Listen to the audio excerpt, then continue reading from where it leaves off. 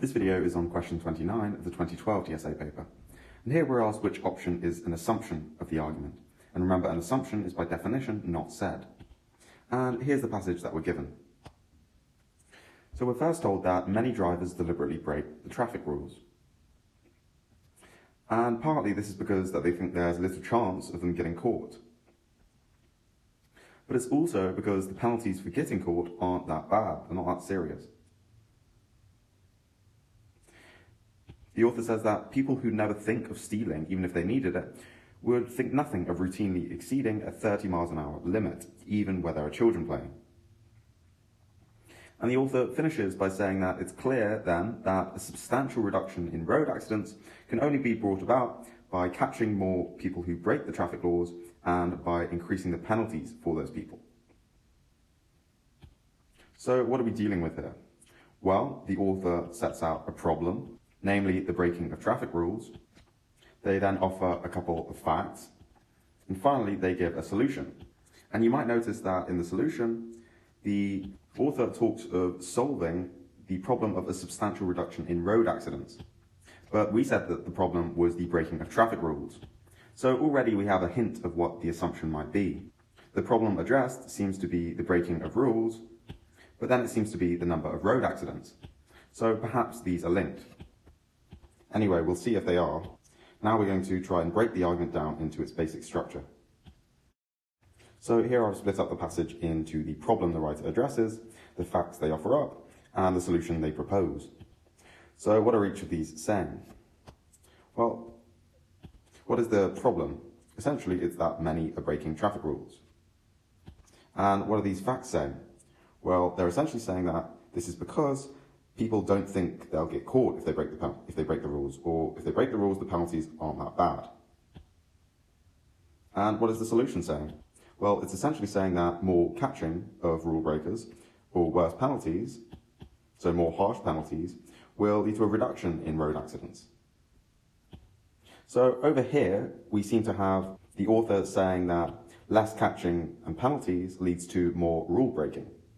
And over here, we seem to have the author saying that more catching / penalties leads to less accidents.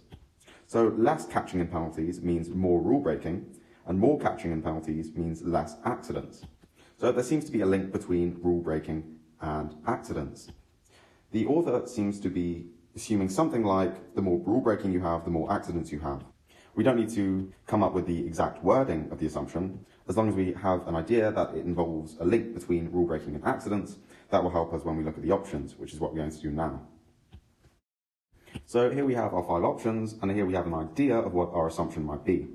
Something to do with a link between rule breaking and accidents. So can you see an option which involves both rule breaking and accidents, which mentions both of these? Well, it looks like 2 options mention both of these. Option A says that the number of road accidents is going up because motorists are ignoring the traffic laws. So it mentions accidents and rule breaking. And option C says that people who break traffic laws, so rule breaking, are a significant cause of road accidents. So there we have accidents.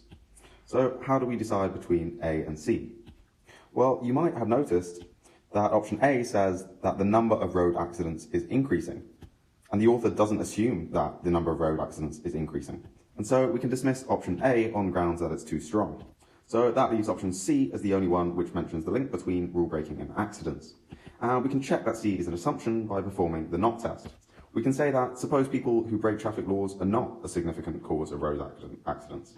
Then it would seem an odd solution to reduce road accidents to increase penalties and the number of people caught so that less people are breaking traffic laws. In other words, if C isn't the case, then the argument appears to fall apart. And so C passes the not test and looks like an assumption. But let's try and rule out the other options. B says that drivers who are convicted of a traffic offence think nothing of carrying on breaking the law. Now, this seems to be the opposite of what the writer thinks. The writer thinks that if drivers are convicted, this is going to provide a deterrent. It's going to make them less likely to break the law. And so B can't be an assumption. What about D? This says that if the penalties for stealing were less severe, then people would think nothing of stealing money if they needed it. Well, the argument is clearly about the penalties for driving offences, not the penalties for stealing. And the author doesn't say or assume anything about the link between stealing and penalties, so D doesn't seem relevant. Lastly, option E. This says that if the penalties for traffic offences were more serious, then drivers wouldn't break the law as much. Now, perhaps the author is assuming that if the penalties for traffic offences were more serious and more people were caught, then drivers wouldn't break the law as much. But option E only mentions the penalties part of the argument. It neglects the author's focus on catching more motorists. So E isn't something on which the author relies. And that leaves C as the correct option.